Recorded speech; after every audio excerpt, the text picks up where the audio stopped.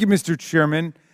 We believe that everyone subpoenaed by Congress, whether it's Hunter Biden or Jim Jordan or Andy Biggs or Steve Bannon or Scott Perry, should engage in good faith compliance with the committee's requests and the committee's subpoenas.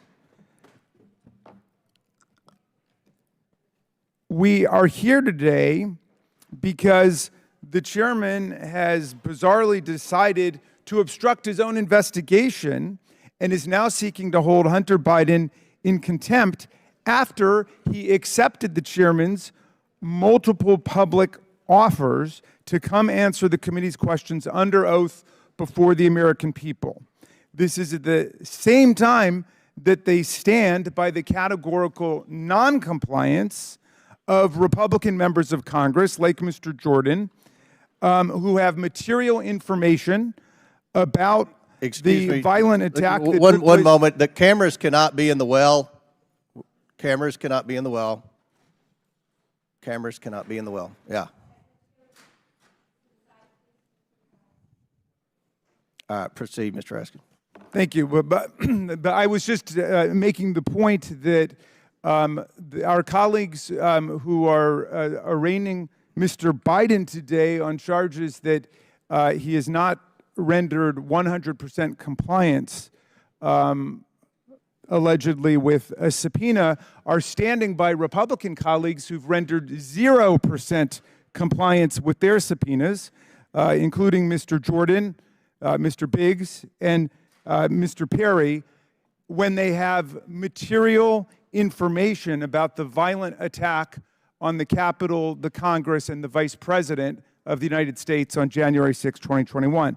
In any event, for the last 11 months, the chairman has repeatedly refused offers from Hunter Biden and his attorney to meet with the chairman and his staff and with members of this committee. On February 9th, just one day after the chairman's first letter to Hunter Biden, Mr. Biden's lawyer responded and offered Chairman Comer to, quote, sit with you and your staff, including the ranking member and his staff, to see whether Mr. Biden has information that may inform some legitimate legislative purpose and be helpful to the committee. The chairman never responded.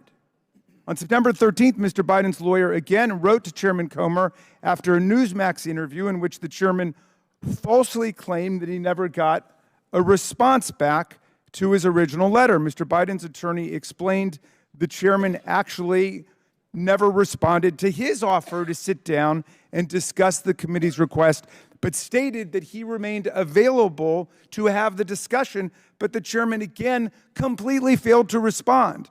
2 months later, on November 8th, Chairman Comer and Jordan issued subpoenas to Mr. Biden requiring his appearance for a deposition on December 13th. In the cover letter, the chairman noted, given your client's willingness to address this investigation publicly up to this point, we would expect him to testify before Congress. Throughout the fall, the chairman urged Mr. Biden to come appear at a public committee hearing. On September 13th, on Newsmax, the chairman stated, Hunter Biden is more than welcome to come in front of the committee.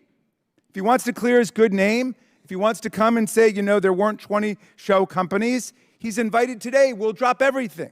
On October 31, on a nationwide podcast, the chairman stated, we have mountains of evidence. Now we're ready to bring them in. We're in the downhill phase now because we have so many documents and we can bring these people in for depositions or committee hearings, whichever they choose.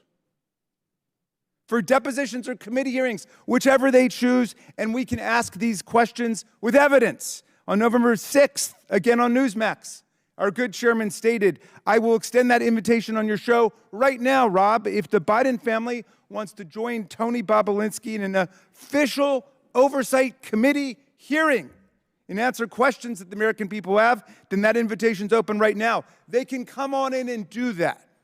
On November 28th, Hunter Biden, through his lawyer, agreed to Chairman Comer's multiple public requests. He agreed to appear precisely at a public hearing under oath to answer the committee's questions on December 13th. Exactly what our good colleagues, the Republicans who had information about January 6th, never agreed to do. They never agreed to testify anywhere under oath about what they knew.